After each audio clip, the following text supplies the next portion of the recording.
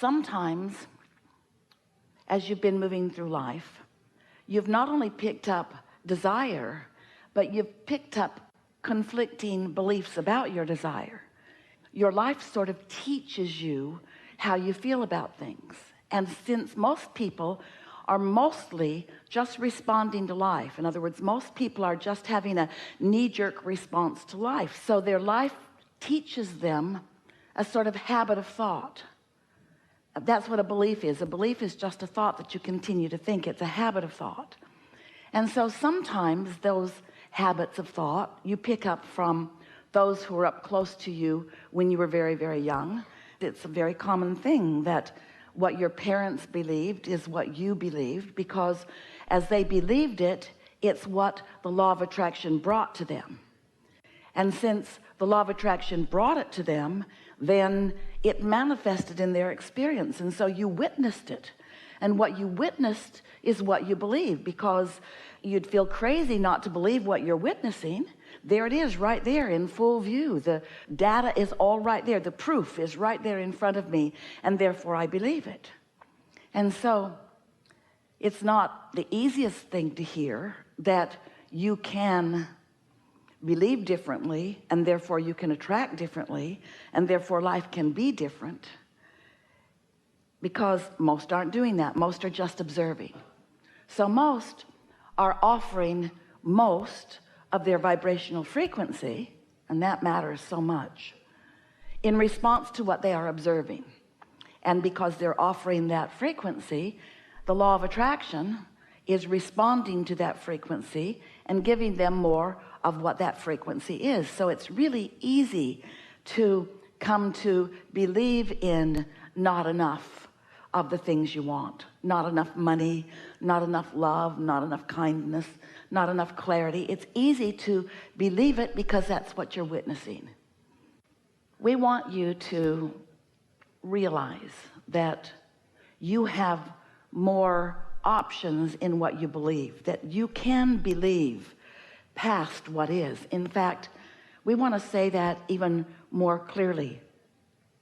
You gotta believe past what is if you want to be a deliberate creator. Most don't. Most don't believe beyond what is. It is, and so they observe it, they like it or don't. They have an emotional response that reflects whether they like it or whether they don't.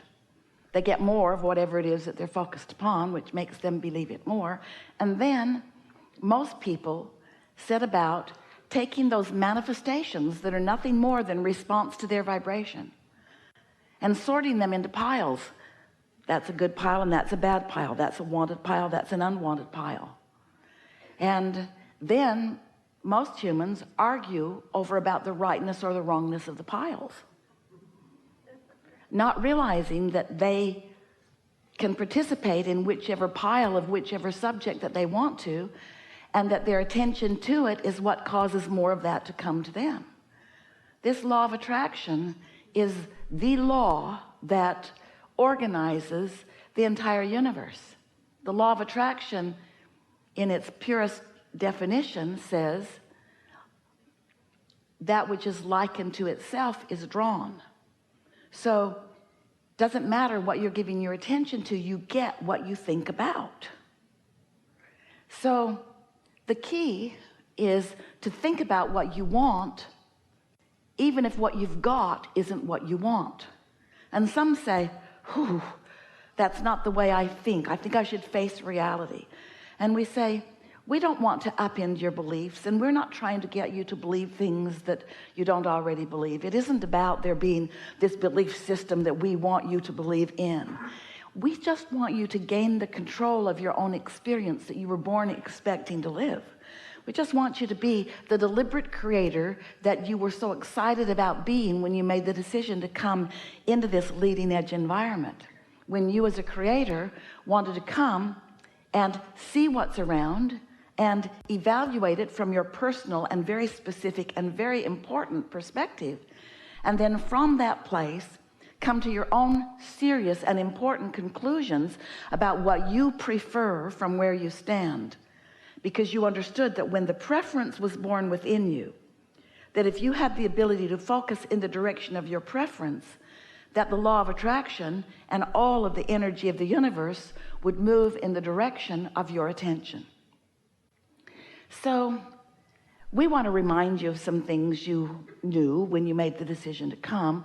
We want to remind you that the law of attraction abounds, and we want to remind you of the power of your own thought. And we want to help you to understand a very important concept, which is the path of least resistance. And by that we mean there is a current of energy that comes from source, that is on your side, that adores you and flows to you and through you, that is the basis of all of the good that life can bring to you. It comes from source energy. It's an awareness of source energy upon you and your value, your true perfection. It's source energy who adores you and who flows to you and through you.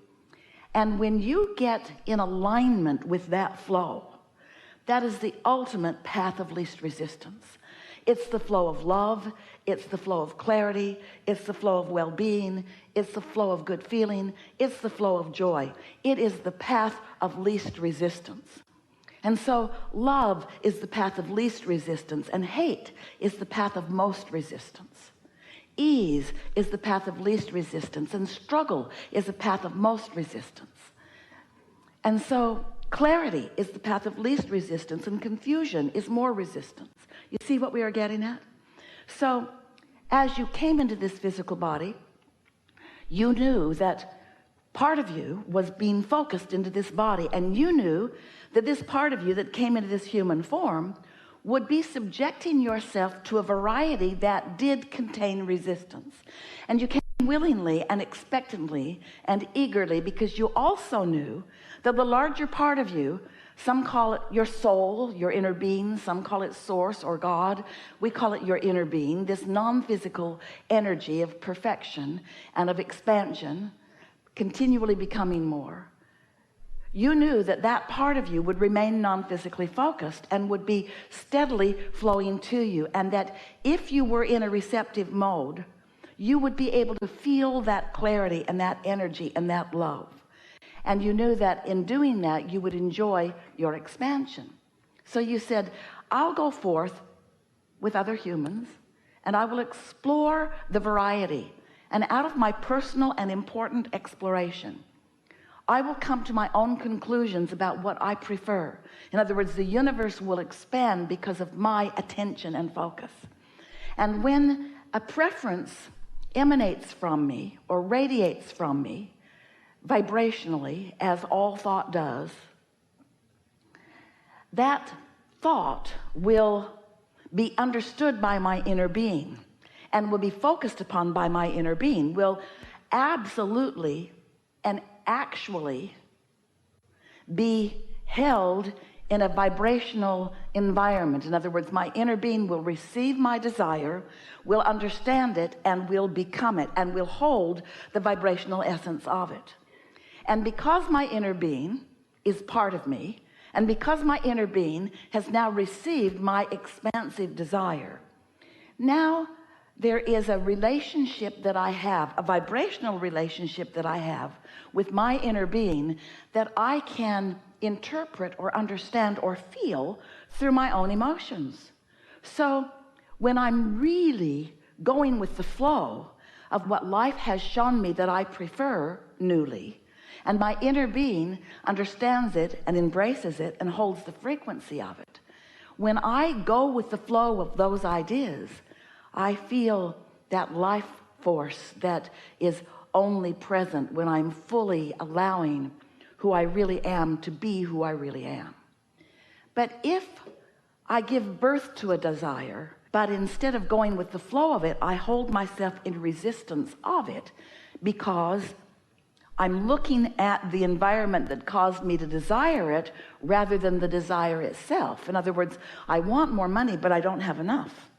And if I continue to focus upon the lack of money, while my inner being is focusing upon the abundance of money, then I'm holding myself in vibrational opposition to my new decision, and I'm not going with the flow.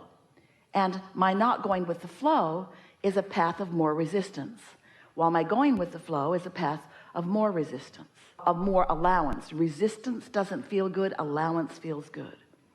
And so that's really what we want to talk about, that and the law of attraction and your relationship with source energy and the fact that you can be or do or have anything. We want to show you how to understand your emotional guidance system and how to focus in a way that allows you to be less resistant more of the time, and more allowing more of the time, and therefore more joyful more of the time, more in control of your own life more of the time, more loving toward others, more supportive of others, more uplifting for others, more of the energy that creates worlds rather than the energy that holds the creation back just a little bit. And the thing is, you can't hold the creation back. You can just make yourself miserable trying, because once a desire is born, it's off and running, because that's what you said you were here about. So briefly, we just want to remind you that there is a creative process that once you get in sync with it, you will find such success at flow and ease and becoming in the way that you really mean to. So step one is life causes you to sift and sort and evaluate and decide. Life just gives you contrast that causes desire to be born. So step one is asking, and life just causes you to do that all day, every day. Step two is not your work and not your focus. It's the work and the focus of your inner being. Step two is when you ask, it is immediately, instantaneously given to you in vibrational form. When you ask, it is given. And the vibrational form is so magnificent, because the vibrational form means that your inner being and all of your inner being's partners in non-physical, which is source energy, form a focused attention and a collective energy gathering environment around what you have asked for.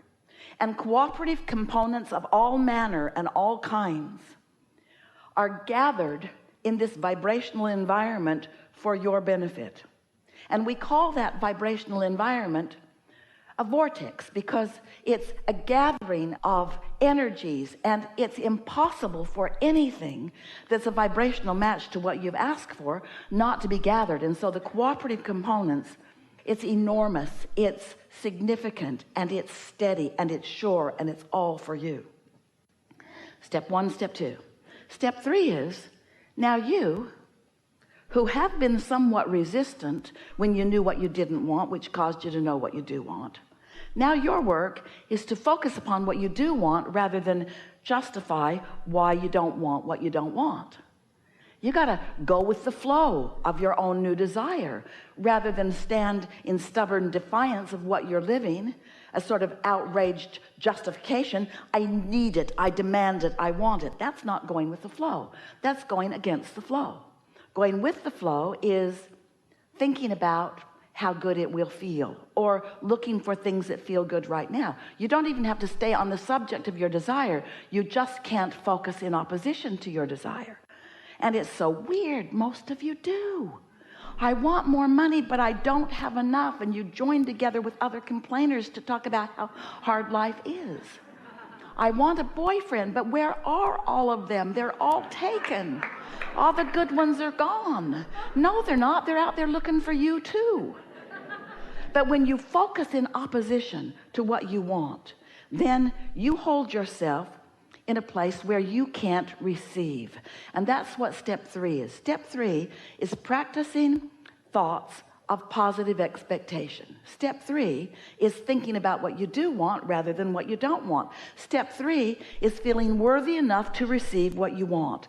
And that takes some practice for many of you, because you've been basing your feeling of worthiness on what you've got, not upon what you want. Often you think that there is some outside arbitrator, some outside negotiator, some outside decider of what's right and wrong and good and bad for you, who is preventing you from the goodness that you want. And there isn't. It's only you and your own resistance.